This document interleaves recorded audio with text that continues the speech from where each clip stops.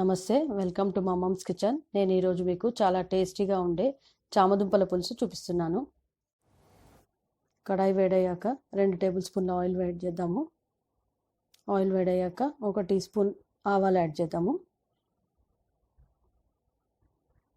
ఆవాలు చిటపట్లాడుతున్నప్పుడు కరివేపాకు యాడ్ చేద్దాము.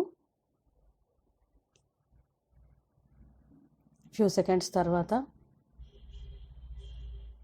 ఎండుమిర్చి యాడ్ చేద్దాము.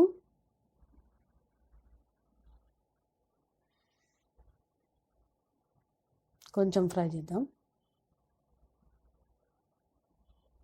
ముక్కలుగా చేసి పెట్టుకున్న ఉల్లిపాయలను యాడ్ చేద్దాము. దాంతోపాటు కొంచెం పసుపు వేద్దాము. కొద్దిగా ఫ్రై చేయాలి. జింజర్ గార్లిక్ పేస్ట్ కూడా యాడ్ చేసుకోవాలి. కొద్దిగా ఫ్రై చేయండి. జింజర్ గార్లిక్ పేస్ట్ వేసాక ఒక 1 మినిట్ ఫ్రై చేస్తే సరిపోతుంది. తర్వాత ముక్కలుగా చేసుకున్న 2 చిన్న టమాటా ముక్కల్ని యాడ్ చేయండి.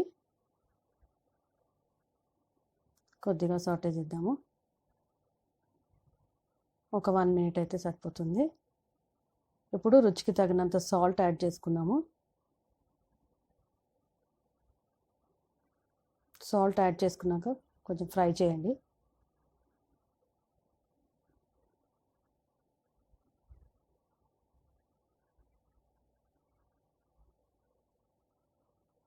ఇప్పుడు ఉడికించి ముక్కలుగా చేసి పెట్టుకున్న చామదుంపల్ని యాడ్ చేద్దాము.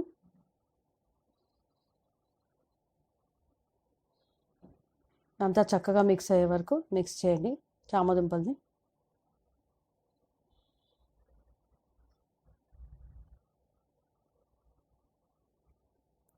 ఒక పెద్ద నిమ్మకాయ అంత చింతపండు నానబెట్టుకుని నేను పులుసు తీసి పెట్టుకున్నాను ఆల్రెడీ. ఆ పులుసుని ఇప్పుడు ఇందులో యాడ్ చేద్దాము. మునిగే వరకు వేయాలి. కొద్దిగా వాటర్ యాడ్ చేసుకోవచ్చు.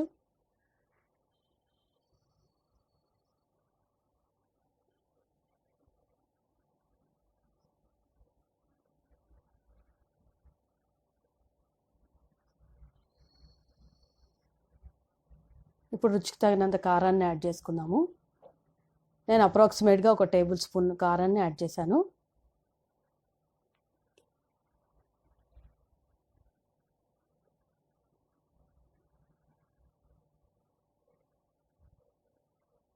మూడు టేబుల్ స్పూన్ల నువ్వులు, 2 టేబుల్ స్పూన్ల ధనియాలు, 1 స్పూను జీలకర్రను ఫ్రై చేసి పౌడర్ చేసి పెట్టుకోవాలి.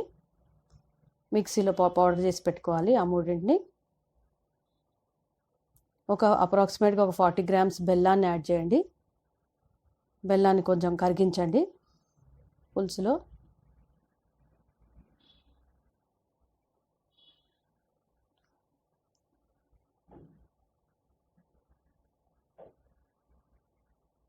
ఇప్పుడు నువ్వులు, ధనియాలు, జీలకర్ర పొడిని యాడ్ చేద్దాము.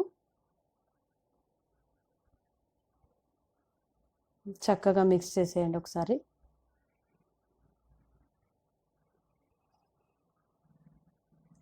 నూనె పైకి తేలే వరకు ఉడకనివ్వాలి. మధ్య మధ్యలో మిక్స్ చేసుకోండి.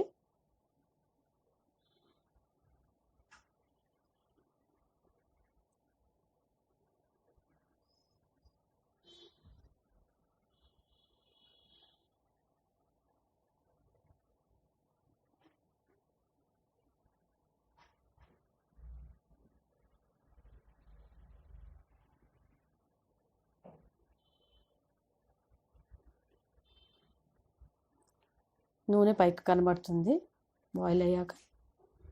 అప్పుడు చివరిగా కొత్తిమీర యాడ్ చేయాలి.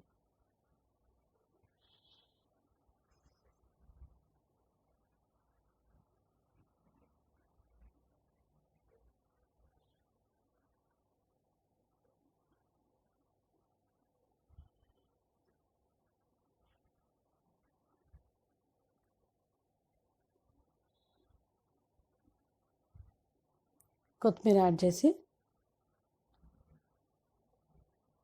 కలిపి దింపేయండి. వేడి వేడి అన్నంతో చాలా టేస్టీగా ఉంటుందండి ఈ చామదుంపల పులుసు.